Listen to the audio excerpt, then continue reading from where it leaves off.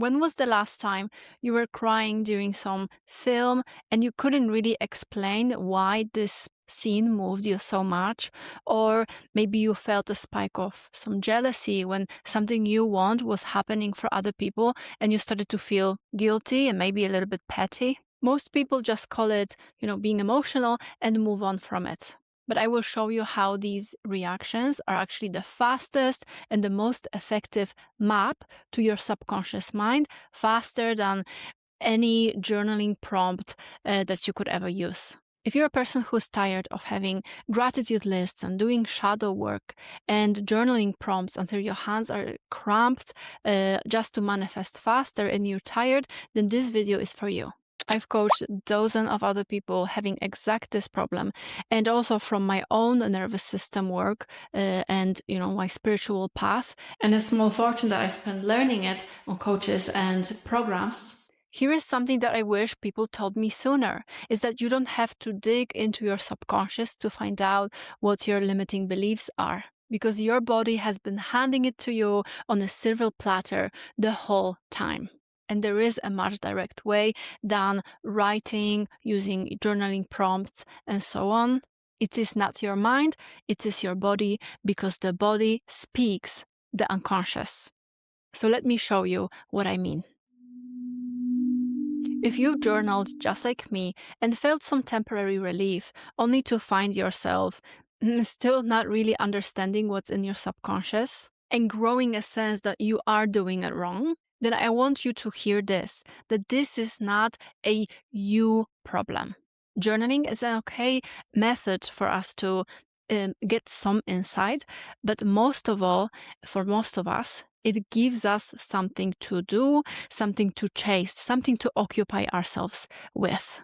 And I really don't want to add more things on your to-do list, especially things that may not even work for you. This is not one of those practices that actually require your time. It only requires your awareness and your alignment. Your subconscious has never been available to you only by you thinking about it. It's not hiding in some vault that your mind has to, uncover, dig deeper for you to have access to these things. It's already leaking out all day, every day, through your body's immediate, very honest reactions to whatever happens in your experience. It is your nervous system that responds even before your mind can coil some sort of a logical response to what's happening and form a sentence or narrative about it. So the work here was never to force yourself to get more information about yourself, but rather to wait for things to unfold and just notice them, because they always come up when they are ready, when you need to hear them, when it's time for them and you have enough capacity to handle them. You already have it. You've had it your entire life. And the only thing that is missing is you recognizing them and knowing where to look to actually find them. And it's much simpler than you think. So I will give you an example of how it actually looks like for me. Whenever I watch a film or even a reel on Instagram where there is a father-daughter relationship that is actually warm, that is easy, that is protective from the father's perspective, I immediately well up every single time. And for the longest time, I just thought that I'm being sentimental, that it's just something about the father-daughter relationship that just really warms me up and opens my heart. But with this reaction, I over time understood that it's actually revealing my own wiring about love and acceptance. That's something that I haven't received as a child from my father, and it's just something that calls me through my emotional reactions. And this is where the anxiety in relationships actually came from. And no journaling prompt was ever able to hand me this insight as well as my own reactions to the things I watch. It showed up without me looking for it. I would be judging myself a little bit for some time until I understood what it actually is, that it didn't require my judgment at all because I didn't do anything wrong. So this part in the manifestation journey was really just tripping me out for the longest time, because I thought that I have to think my way into my manifestations. I have to thought police myself, change my subconscious beliefs, and so on. So if you're scared that your thoughts are creating your future, and you are scared about what's still hidden in your subconscious mind because this is what you're creating and it hasn't clicked for you yet, then let me just tell you that you're not failing at manifesting. Because we've been told that we have to change our subconscious to change our thoughts and then manifest, it actually works in both directions. Your nervous system is like the body's agent of the subconscious mind. It is programmed to react to persons, situations in the way that your subconscious says. And it happens much faster than your conscious mind can even react. Your heart's energy always is the one that vibrates more. It's always going to catch up on things much faster. And in psychology, they call it neuroception. You are perceiving something with your nervous system first before you even perceive it with your mind. So the subconscious holds the beliefs, but nervous system performs them live in your body. So when you soothe your nervous system and teach your body emotionally that the things that used to be dangerous, that used to be, limiting beliefs and triggers, they are actually safe and they are okay, your subconscious gets the memo as well. And it starts believing that the things that are new and unknown can be actually possible for you, because your body, your nervous system just proved to you that you can handle anything, that it's not really scary, it's exciting. Your body has the wisdom that your mind was trying to bypass all this time, and it has this knowledge that your mind is yet to fathom. That means that you are not stuck trying to think your way into your new identity. You are teaching your body that new identity. You are experiencing it emotionally here and now. And feeling is just so much more honest and raw and not that much open to interpretation like thinking is. And it also works much faster.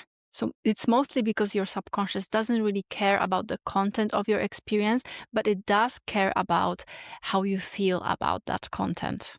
And that's exactly where those small reactions, those small triggers come back in. You already know the reactions I'm talking about. The tears that just show up from nowhere. The flash of irritation when someone else gets the things that you really want to have. Or the nervous flutter before you're about to speak up in front of everybody in the room. Most of us were taught to either suppress them, you have to be professional and not let other people show your emotion, or really just express them away, talking about things instead of feeling. But none of these reactions are random, and none of them are really problematic. They are simply breadcrumbs that are leading us to the truth.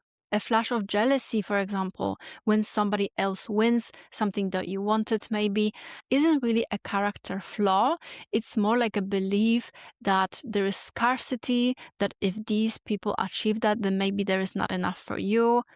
Or maybe there is certain envy that reveals to you the things that you want. If someone else has it, but you feel a little bit of envy, this could be an information for you as well, that this is something that you want yourself. Doesn't mean anything that you don't want those people to have it, but it reveals to you your true desires.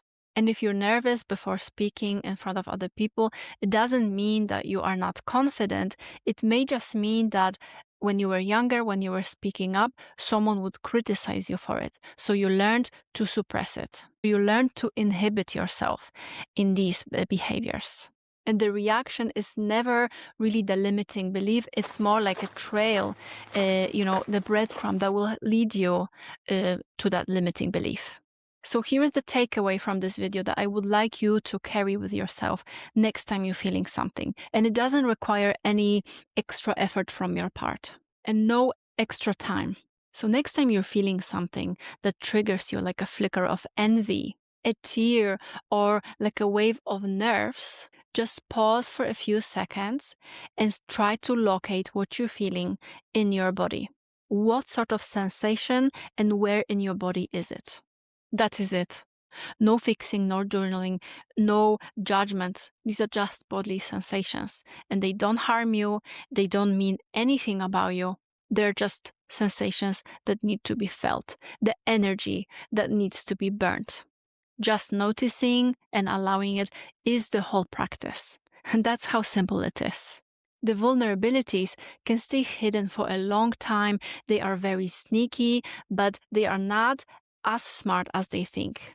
Because vulnerabilities, which are really just emotions that we refuse to feel time and time again, when they are not felt, they don't just dissipate. They are being pushed into our subconscious, out of our awareness, because they're too painful. And when they are hidden, then they cannot hurt us, right? However, whenever we experience a situation that triggers that vulnerability back into the surface, it cannot stay hidden anymore. And it comes to the surface. So even though it can stay hidden for a long time, it cannot stay hidden forever. And when it's reared its head, this is the time when we can look at it, we can acknowledge it, allow it, and feel it, so that they can get integrated instead of just occupying the space in our subconscious and causing trouble. And we are freeing ourselves from them. So the moments that trigger these tears and envy, irritation, discomfort, like longing and also excitement, they are often pointing towards unconscious beliefs or unmet needs or unresolved experiences, which became our vulnerabilities. So whatever it is that you experience, whatever triggers that you have, it doesn't mean that something is wrong with you. It means that back in the days you developed strategies that worked for you back then, but now no longer serves you, and you need to develop new strategies that can help you express yourself and your life a bit more and more aligned.